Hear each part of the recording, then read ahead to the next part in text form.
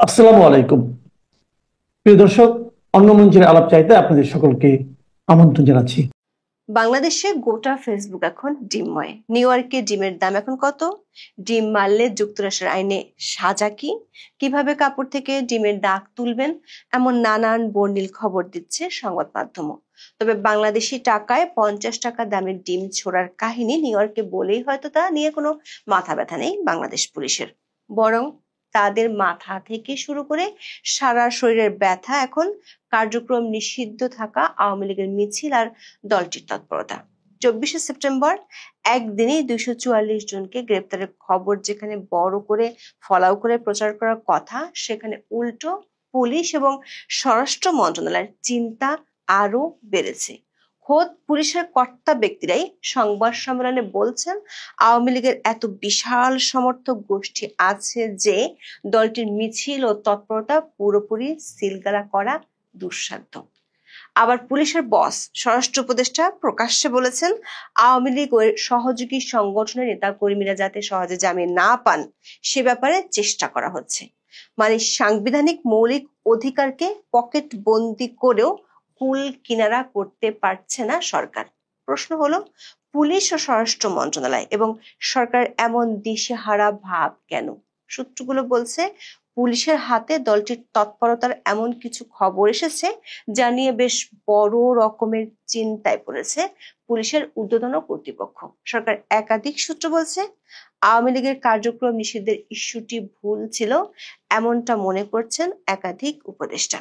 বিস্তারিত জানতে চলুন যাওয়া যাক বিশ্লেষণ। 23শে সেপ্টেম্বর ঢাকা মহানগর পুলিশের কাছে খবর আসে পরদিন মানে 24শে সেপ্টেম্বর দুপুর 1টা থেকে বিকেল 5টার মধ্যে আওয়ামী লীগ ও অঙ্গ সংগঠনের নেতাকর্মীরা রাজধানীতে বড় ধরনের শোডাউন করবে।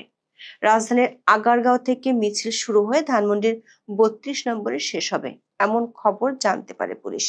পুলিশ সূত্রে জানা গেছে আওয়ামী লীগের হোয়াটসঅ্যাপ গ্রুপের একটি মেসেজ তাদের হাতে আসে। সেই মেসেজের প্রতিটি সাবেক এমপিকে নিজ নিজ এলাকা থেকে 300 থেকে 500 জন কর্মী ঢাকায় পাঠাতে বলা হয়। পরিকল্পনা ছিল আগারগাঁও থেকে শাহবাগ পর্যন্ত 8টি স্পট থেকে মিছিল বের হবে এবং সেটি শেষ হবে ধানমন্ডি 32 নম্বরে গিয়ে। এমন খবর পেয়ে স্পটগুলোতে আগে থেকেই অবস্থান নেয় পুলিশ ও গোয়েন্দারা। পুলিশের ঊর্ধ্বতন কর্তৃপক্ষ সাহায্য চায় স্থানীয় বিএনপি, যুবদল ও ছাত্রদলের। তাদের সহায়তায় আগারগাঁও থেকে ফার্মগেট এলাকা পর্যন্ত কমপক্ষে 244 জনকে আটক করে পুলিশ। তবে পুলিশের একটি সূত্র বলছে এদের অনেকেই নিরীহ পথচারী ও হকার। তবে একদিনে প্রায় 250 নেতাকর্মী গ্রেপ্তার হওয়ায় নিজেদের লোকজনকেই দায়ী করছে আওয়ামী লীগ ও সহযোগী সংগঠনের নেতারা। বিডি নিউজ 24 খবরে বলা হয়েছে ঢাকায় একযোগে মিছিলের পরিকল্পনা নিয়ে টেলিগ্রাম গ্রুপের আলাপের তথ্য ফাঁস করে দিয়েছেন দলেরই কেউ কেউ। গ্রুপ থেকে তথ্য ফাঁস নিয়ে ফেসবুকেও ক্ষোভ ঝেড়েছেন নেতাকর্মীদের অনেকে। পুলিশের ভাষ্য অনুযায়ী আওয়ামী লীগের মিছিলের সংখ্যা বাড়ার পর থেকে 24শে সেপ্টেম্বর একদিনই সবচেয়ে বেশি সংখ্যক নেতাকর্মীকে মিছিল থেকে গ্রেপ্তার করা হয়েছে। এমন সাফল্যের পর তড়িৎ প্রেস কনফারেন্স ডাকে ঢাকা মহানগর পুলিশ বা ডিএমপি। বিকেলে ডিএমপি মিডিয়া সেন্টার আয়োজিত সংবাদ সম্মেলনে অতিরিক্ত police commissioner S N. Mohammad Nazrul Islam যা বলেছেন তাতে পুলিশের দুশ্চিন্তার কথাই ফুটে উঠেছে। এক সাংবাদিক প্রশ্ন করেছিলেন, কার্যক্রম নিষিদ্ধ হওয়া সত্ত্বেও আওয়ামী লীগের মিছিল যে রোখা যাচ্ছে না, এটি কি পুলিশের ব্যর্থতা কিনা? দর্শক একটু শুনে আসি এর জবাবে অতিরিক্ত police commissioner S N. Nazrul Islam কি বলেছেন। 1 বছর আগে একটা দল ক্ষমতাচ্যুত হয়েছে, তারা টানা 17 বছর এই দেশ ক্ষমতা ছিল। তাদের বিরাট একটা জনগোষ্ঠী, বিরাট সাপোর্টার আছে। আপনি যদি মানে পার্সেন্টেজ হিসাব করেন তো 1% লোক নেতাকর্মী হয়তো দেশের বাইরে আছে, বাকিরা কিন্তু দেশেই আছে। ঠিক আছে, এই লোকগুলো আছে। তো সেই তুলনায় যদি হিসাব করেন, ওই তুলনায় কিন্তু মিছিল মিটিং বা তাদের কর্মতৎপরতা নেহাতই কম।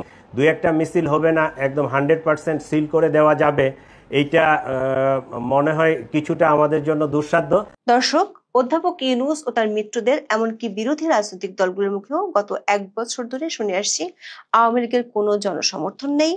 তারা দাবি করেন গত 16 বছরের দুঃশাসনের কারণে মানুষ আওয়ামী লীগকে ঘৃণাই করে, অথচ সরকারের পুলিশ বাহিনীর ঊর্ধ্বতন কর্মকর্তা সজ্ঞানে বলছেন আওয়ামী লীগের একটি বিরাট জনগোষ্ঠী ও সাপোর্টার আছে, যার মাত্র 1% দেশের বাইরে।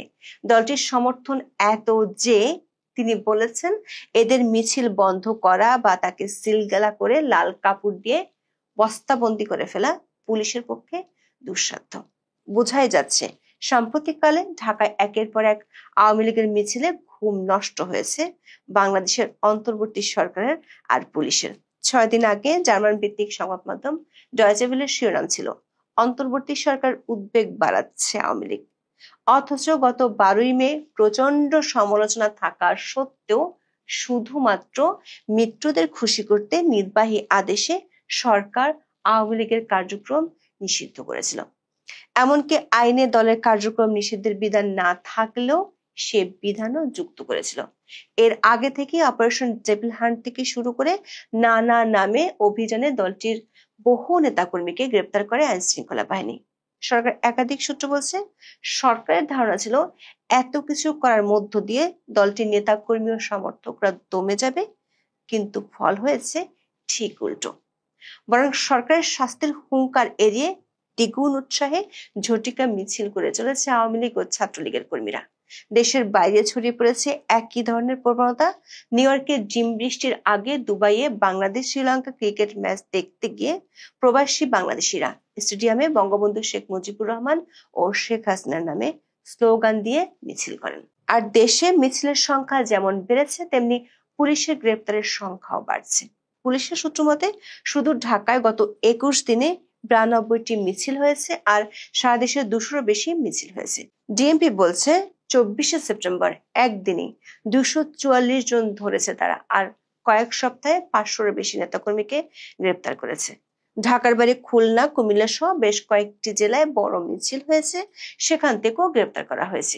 21শে সেপ্টেম্বর কুমিল্লায় 20 জনকে গ্রেপ্তার করা হয়, কিন্তু তাতেও সরকারের চিন্তা থেমে নেই। 21শে সেপ্টেম্বর স্বরাষ্ট্র মন্ত্রণালয়ের আইন শৃঙ্খলা সংক্রান্ত উপদেষ্টা পরিষদ কমিটির সভায় বিষয়টি নিয়ে পুলিশ পরিষ্কার জবাব দিয়েছে। পুলিশ বলেছে শুধু মিছিল নয়, আওয়ামী লীগের প্রতি মানুষের সমর্থনও বাড়ছে। দলটি মিছিল বের করলে ফুটপাতে দাঁড়িয়ে থাকা মানুষ হাততালি দিয়ে সাধুবাদ জানাতে দেখা যাচ্ছে। এক পুলিশ সদস্য ওই মিটিং এ বলেছেন, বহু নতুন পুরাতন দলের চেয়ে আওয়ামী লীগের মিছিলে লোক বেশি হচ্ছে। অনেকে মনে করেন সরকার ও সরকারি মব বাহিনীর সন্ত্রাসের পাশাপাশি দেশ পরিচালনায় সরকারের ব্যর্থতা এর জন্য দায়ী। আওয়ামী লীগের তৎপরতা ঠেকাতে পুলিশকে কিছু ভিন্ন উদ্যোগ নিতেও দেখা গেছে, কিন্তু তাতে কাজ হচ্ছে না। আওয়ামী লীগের নেতাকর্মীদের বাসা ভাড়া না দিতে চট্টগ্রামে পুলিশ মাইকিং করেছিল, সেটি করেও আরো বেশি সমালোচনার জন্ম দেয়। ঢাকায় যেহেতু মিছিল বেশি হচ্ছে, তাই ডিএমপি পুলিশের উপর খবরদারি করার পন্থাও নিয়েছে ঊর্ধ্বতন কর্তৃপক্ষ। গত সপ্তাহে ডিএমপির 50টি থানার ভারপ্রাপ্ত কর্মকর্তাদের উদ্দেশ্যে বক্তব্য দেন কমিশনার শেখ মোহাম্মদ সাজ্জাদ আলী। সেখানে তিনি আওয়ামী লীগের মিছিল ঠেকাতে না পারলে চাকরি নট করার হুমকিও দেন। তিনি যেদিন এই নির্দেশনা দেন সেদিনই রাজধানীর শেরেবাংলা নগর, তেজগাঁও এবং হাজারীবাগ থানা এলাকায় আওয়ামী লীগের একাধিক ঝটিকা মিছিলের ঘটনা ঘটে।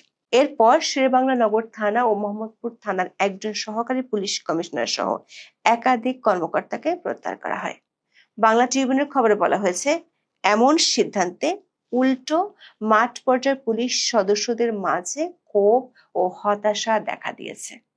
পুলিশের ঊর্ধ্বতন কর্তা ব্যক্তিরা যেখানে প্রকাশ্যে বলছেন আওয়ামী লীগের মিছিল রোখা সম্ভব নয়, সেখানে ঝটিকা মিছিলের জন্য মাঠ পর্যায়ের পুলিশকে শাস্তি দেওয়ার অর্থ হলো সরকার কাউকে খুশি করার জন্য কিছু স্ট্যান্ডবাজি করতে চায়।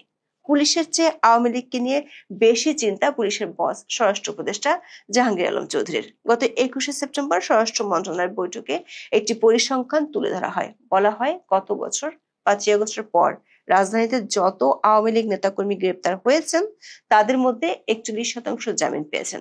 ঢাকার বাইরে এই সংখ্যা 61%।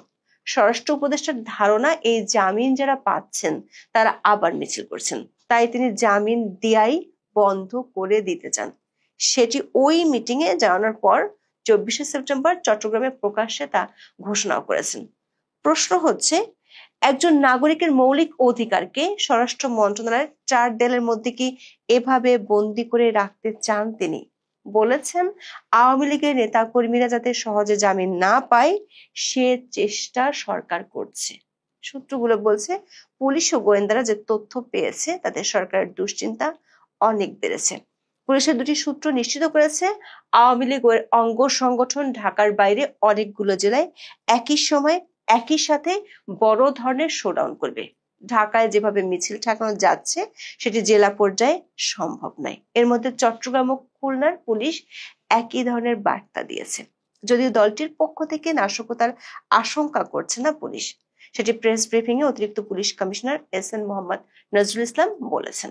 কিন্তু ঢাকার বাইরে একসাথে বড় ধরনের শোডাউন হলে সেটি ভিন্ন বার্তা দিবে। বিশেষ করে দক্ষিণাঞ্চলে এ ধরনের শোডাউন ঠেকানোর মতো সক্ষমতা এই মুহূর্তে পুলিশের নেই। আর নাশকতা না করলে সেনাবাহিনী কোনো ধরনের অ্যাকশনে যাবে না। এমন পরিস্থিতিতে নিউ ইয়র্কে বসে ঘুম হারাম হয়ে যাচ্ছে সরকারের কোর কমিটির। এতটাই বিচলিত যে কোনো কোনো উপদেষ্টা আওয়ামী লীগকে নিষিদ্ধ করার বিষয়টি যে ভুল ছিল সেটিও কোর কমিটির বৈঠকে বলেছেন। উপদেষ্টা পরিষদের একজন সিনিয়র সদস্য গত বছর আগস্টে দুই উপদেষ্টা আওয়ামী লীগকে নিষিদ্ধ না করার জন্য যা বলেছিলেন সেটি স্মরণ করেন। তার মধ্যে একজন ছিলেন আইন উপদেষ্টা আসিফ নজরুল। দেখে আসি তিনি কি বলেছিলেন।